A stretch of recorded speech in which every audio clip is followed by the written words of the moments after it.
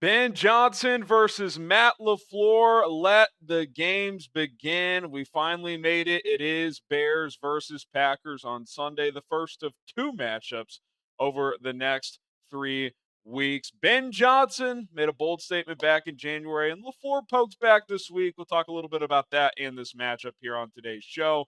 But it is Packers Hate Week. You guys know what to do. Spam FGB down in the comment section below. We're typing it. We're saying it all week long as we get ready for Sunday's contest. My name is Harrison Graham. Let's roll.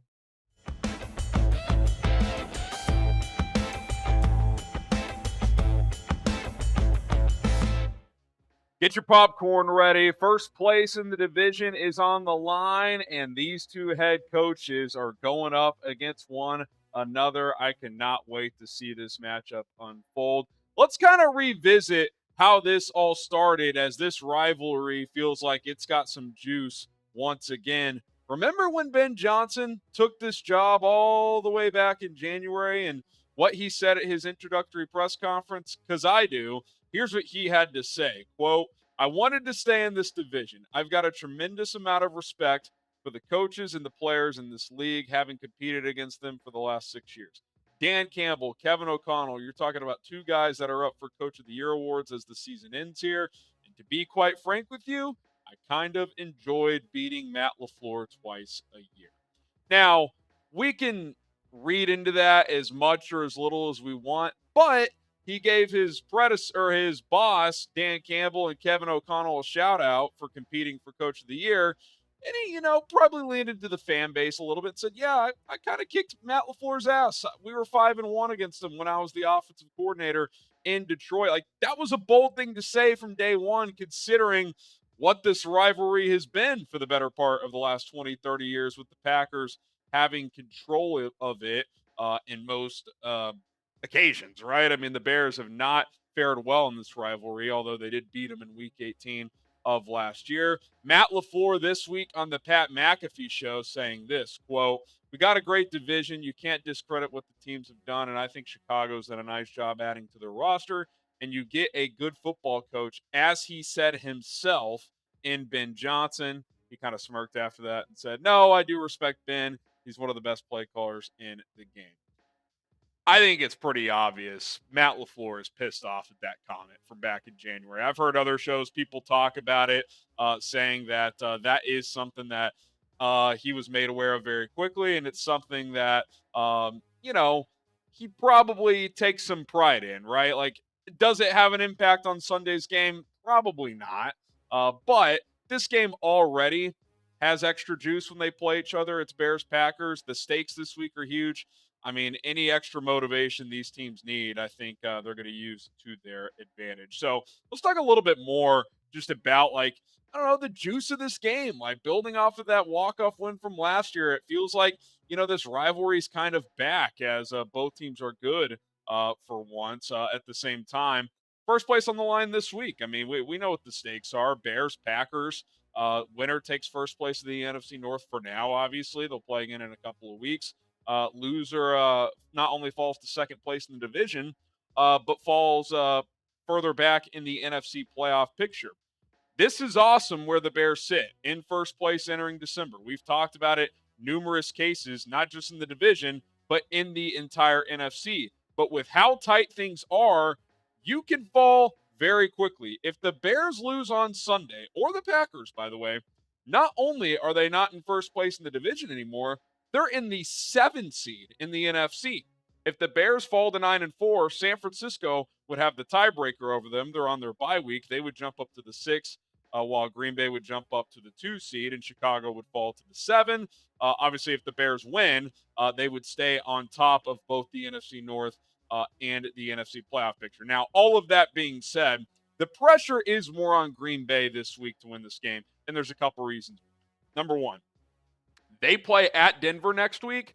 The Bears play at home against Cleveland. So even if Chicago were to lose this game on the road, by the way, it's another reason more pressure on Green Bay. Okay, you come home, you focus up, you beat Cleveland, and then you get ready for Green Bay at home. Whereas Green Bay, even if they win, they have to go to Denver, then come to Soldier Field. So I'm not saying this is a low pressure spot for Chicago. It certainly is not. It's a huge opportunity. But if you win this game, then you're really in a good position, especially if you win next week and if you can get some help from Denver heading into that home game against Green Bay. All of a sudden, if that scenario plays out, that could be a game where you kind of just bury the Packers in the NFC North race. So can't wait to see how the Bears play on Sunday. And if the pressure mounts on Green Bay, if that game is tight late. More on this matchup in just a moment, but today's show is brought to you by Turtle Beach, the number one gaming headsets and accessories. 'Twas the night before Christmas, and under the tree, a gift was waiting, one that would change every game from then on. Remember what it felt like to unwrap your very first headset, that joy, the thrill of plugging it in and stepping into a whole new world? Give that same experience all over again with the Turtle Beach Gen 3 Stealth 700 headset. This is more than just a gift. It's the ultimate throwback to those holiday mornings spent gaming from dawn to dusk, but this time it's better. No more tiny mics or muffled sound, just crystal clear audio, immersive surround sound, and an insane 80-hour battery life that keeps the fun going long after the Christmas lights come down. I've personally used Turtle Beach's headsets and other accessories for years when I play video games, whether it's a sports game and feeling like you're in the stadium or games like Call of Duty or Fortnite. I'm ahead of the curve thanks to Turtle Beach. Get the ultimate immersive gaming experience with Turtle Beach today. For a limited time only, head to turtlebeach.com, use code CHAT for 10% off your entire order. That's 10% off your entire order at turtlebeach.com with promo code CHAT. Don't delay, get the perfect gift now. Happy holidays from Turtle Beach. Okay, speaking to first place on the line, just in general, both teams are not just good, they're great at the same time. Now, we can debate how great they are, but when the Bears are the number one seed and the Packers are a half game back of the Bears, both teams are really damn good. And this is a rare occasion. Both teams, for the first time since 2001, as they play each other, are at least 5 games above 500. Packers 8-3-1, Bears 9-3. That's 24 years. It's been a long time since both these teams this late in the season, which it's going to be later in the season, be 5 or more games above 500, are in that situation as they play each other. This rivalry already is great, but it's pretty special when both teams are great at once, and that hasn't been the case in a while. And quite frankly, it's been the Bears who have not lived up to their end of the bargain. So it's just nice to see this game have high stakes again.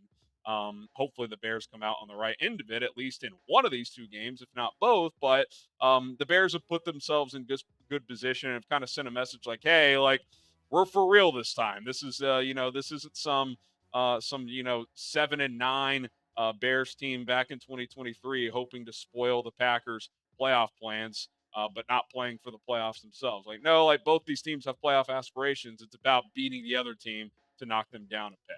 Subscribe to the channel. We'll be live this afternoon at 4 o'clock Central Time. We'll also have a Bears-Packers joint preview with our Packers Report host, Joey Peterson. By the way, thanks for 143,000. We're still battling those guys in subscribers this week. So if you want to beat those guys, if you want free and daily Bears content, you know what to do. Hit that subscribe button today. Okay, number 4 here. Chicago is chasing a pretty rare feat as well, in addition to both teams being good at the same time being rare. Not so fun fact. Shout out to Kevin Fishbane for digging this one up. Obviously, you can just check the history of the head-to-head rivalry as well. The Bears have not beaten the Packers twice in a row since 2007. That feels impossible because they play each other twice a year, but that's the case. It's been almost 20 years, which is embarrassing if we're being honest, but it's a rare opportunity to turn the tide. And I said it at the time when they won in Week 18, but Harrison, draft positioning. Dude, at some point, you have to beat this team. They hadn't beaten them in 6 years. So I think it's important that they won that game. Now they have a chance to win 2 in a row. Then all of a sudden, players in that Packers locker room, when they come to Chicago in a couple weeks, like, God, they've beaten us the last couple of times. We have to win this time just to get back in the division race. Like, you can really apply pressure on this rivalry moving forward if you could win this game at Lambeau. Speaking of which, they are looking for back-to-back wins at Lambeau Field. The highlight of last season was Cairo Santos walking off the Packers at Lambeau after having a field goal blocked to beat the Packers at Soldier Field earlier in the season during that 10-game losing streak. It was a great moment in an otherwise lost season for Chicago last year. Caleb Williams, 1-0 at Lambeau Field, has not shied away from saying that either. A couple of offseason, media appearances, he made sure to make that fact known. So he's very confident stepping into that stadium once again here on Sunday. And I just can't wait, man. You got the head coaches, kind of jabbing at each other. These players don't like each other. It's always been a great rivalry, but it's lost some juice in recent years because the Bears haven't been good. Feels like it's kind of back, especially with Ben Johnson kind of setting the tone with those remarks he made back in January. All right, predict the score. Bears, Packers, who wins? What is the final score going to be? My early prediction was 26-24 Bears. Have the right to change as the final injury notes come in over the next couple of days. But for now, I will stick with 26-24. What say you? Let me know in the comments. My name is Harrison Graham. Again, join us this afternoon, 4 o'clock Central Time here on the channel. We'll have more on this matchup, latest injury news. We'll take your questions as well. A lot of good stuff coming your way. So hit that subscribe button. Join us. And as always, bear down.